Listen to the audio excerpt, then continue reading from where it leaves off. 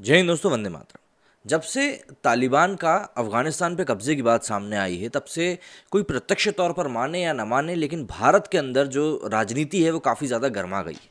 विपक्ष भी इसको लेकर कुछ ज़्यादा बोल नहीं पा रहा है। प्रधानमंत्री नरेंद्र मोदी से लगातार लोग सोशल मीडिया पर हो चाहे विश्व मीडिया में हो, सवाल कर रहे थे कि भाई अब भारत का तालिबान को लेकर क्या रुख रहने वाला है, क्योंकि तालिबान अपनी तरफ से बोल चुका है कि भाई भारत अफगानिस्तान में जो भी कुछ विकास की उसकी योजनाएं हैं, परियोजनाएं हैं, उन सभी को जारी रख सकता है।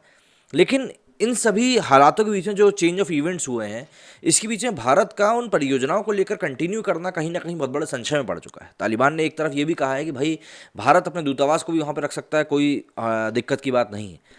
लेकिन तालिबान का एक पुराना इतिहास रहा है कि वो कभी भी अपनी बात के ऊपर जमा हुआ नहीं रहता, मतलब कभी भी अपनी बात से पलट जाता है। जैसा कि उसने शुरुआत में कहा था, जब अभी हफ्ते भर पहले कब्जा किया, कि भाई महिलाओं को अधिकार दिए जाएंगे, लेकिन अब वहाँ पर महिलाओं से जिस प्रकार से सलूक किया जा रहा है, घर घर जाके सर्चिंग की जा रही है लड़कियों की, वो अपने आप में ही बताता है कि अब तालिबान की क्या सोच है इसके पीछे। तो इन सभी चीज़ों के बीच में मेन मुद्दा यह है कि प्रधानमंत्री नरेंद्र मोदी की तरफ सभी की नज़रें घूमी हुई थी कि भाई नरेंद्र मोदी इस पूरी घटना के ऊपर क्या कहने वाले हैं, क्योंकि भारत अफगानिस्तान के मामले में, आप माने या ना माने, फंस तो चुका है। क्योंकि अफगानिस्तान भारत का एक बहुत अच्छा स्ट्रेटेजिक पार्टनर बन सकता था पाकिस्तान और चाइना को काउंटर करने के लिए, लेकिन अब वो शायद क्या, बल्कि मुझे लगता है कि अब वो चीज़ नहीं हो सकती, खास तौर पर जब तक कि तालिबान रहेगा। लेकिन इनडायरेक्टली ही सही, प्रधानमंत्री नरेंद्र मोदी ने तालिबान को लेकर एक बात ज़रूर कह दी है। सोमनाथ मंदिर के लिए एक कार्यक्रम हुआ था, उसमें उन्होंने ये बात कही है। प्रधानमंत्री नरेंद्र मोदी ने शुक्रवार को गुजरात के सोमनाथ मंदिर से जुड़े कार्यक्रम में हिस्सा लिया। इस दौरान पीएम मोदी ने कहा कि आस्था को आतंक से कुचला नहीं जा सकता। साथ ही उन्होंने कहा कि आतंक के दम पर साम्राज्य खड़ा करने वालों का अस्तित्व स्थायी नहीं है। प्रधानमंत्री नरेंद्र मोदी ने के इस कथन को अफगानिस्तान में जारी हलचल से जोड़कर देखा जा रहा है, जहां सीधा तालिबान को संदेश दिया गया है। नरेंद्र मोदी ने अपने संबोधन में कहा कि आस्था को आतंक से नहीं कुचला जा सकता। सोमनाथ मंदिर को कई बार तोड़ा गया, इसे निशाना बनाया गया, लेकिन हर बार ये मंदिर खड़ा हो जाता है और दुनिया के लिए ये एक सबसे बड़ा उदाहरण है। इसको लेकर पीएम मोदी ने आगे कहा कि जो तोड़ने वाली शक्तियां हैं, जो आतंक के बलबूते साम्राज्य खड़े करने वालों की सोच है, वो किसी कालखंड में कुछ समय के लिए भले ही हावी हो जाए, लेकिन उसका अस्तित्व कभी स्थायी नहीं होता। वो ज़्यादा दिनों तक मानवता को दबाकर नहीं रख सकती। भारत अभी वेट एंड वॉच के मोड में है, ये सभी को समझ में आ रहा है, क्योंकि भारत सरकार की ओर से अभी तक अफगानिस्तान में तालिबानी राज आने को लेकर कोई स्थायी बयान सामने नहीं आया है। भारत अभी अफगानिस्तान में जारी हलचल पर नज़र बनाए रखे हुए और उसका पूरा फोकस वहां पर फंसे भारतीयों को सुरक्षित वहां से निकालने के ऊपर है।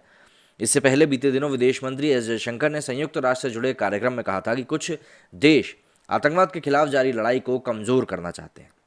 ऐसे में दुनिया को इस ओर ध्यान देने की बहुत ज़रूरत है। विदेश मंत्री ने बिना नाम लिए तालिबान और पाकिस्तान पर वार किया था। गौरतलब है कि अफगानिस्तान पर तालिबान का राज आने के बाद भारत ने अपने दूतावास से लोगों को निकाल लिया है। अब वहां पर फंसे भारतीयों को निकालने की कोशिश लगातार जारी है। भारत लगातार अमेरिका से संपर्क बनाए हुए है, जिसने अभी काबुल एयरपोर्ट को अपने कंट्रोल में लिया हुआ है। विदेश मंत्री एस जयशंकर अमेरिकी यात्रा से लौटकर वापस भारत आ रहे हैं। अब इनको लेकर एक बहुत बड़ा एक सिनेरियो जो है वो हमारी पब्लिक के सामने क्रिएट हो गया है कि भाई प्रधानमंत्री नरेंद्र मोदी का इसको लेकर क्या टेक होगा, इंडिया को तालिबान को लेकर क्या टेक होगा, अमेरिका किस तरह से भारत का साथ देगा नहीं देगा। ये सभी चीज़ें अब एकदम से ओपन बुक की तरह हो गई हैं।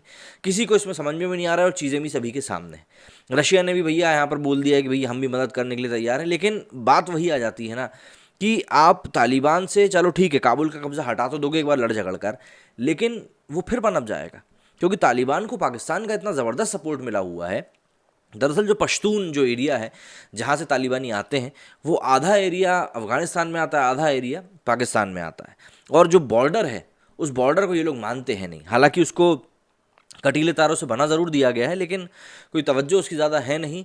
पहाड़ी पूरा इलाका है, तो ऐसे में पाकिस्तान की तरफ से जो सपोर्ट उनको मिलता है, मतलब भागकर जब अमेरिका ने भी जब 2001 में अफगानिस्तान में इन्वेड किया था, तब भी यही हुआ था कि तालिबान छुप गया था कहाँ पर जाकर, उन पहाड़ियों में, टोरा बोरा क्या नाम है उन पहाड़ियों का, वहाँ जाकर छुप गया था। पाकिस्तान के इलाके में जाकर रीग्रुप हुआ, वहाँ पर उनके सारे कमांडर बैठे रहते हैं। तो ऐसे में पाकिस्तान को भी अपना वहाँ पर फ़ायदा दिख रहा है, और चाइना तो कर ही रहा है सपोर्ट, लेकिन पाकिस्तान के लिए फ़ायदा कम और नुकसान ज़्यादा है। पर ये बात वो लोग समझ जाते तो फिर क्या ही बात थी। आप सभी का क्या कहना है इस मामले में, मुझे कमेंट करके ज़रूर बताइएगा। मेरे स्टूडियो में फिलहाल इतना ही। जय हिंद, जय भारत।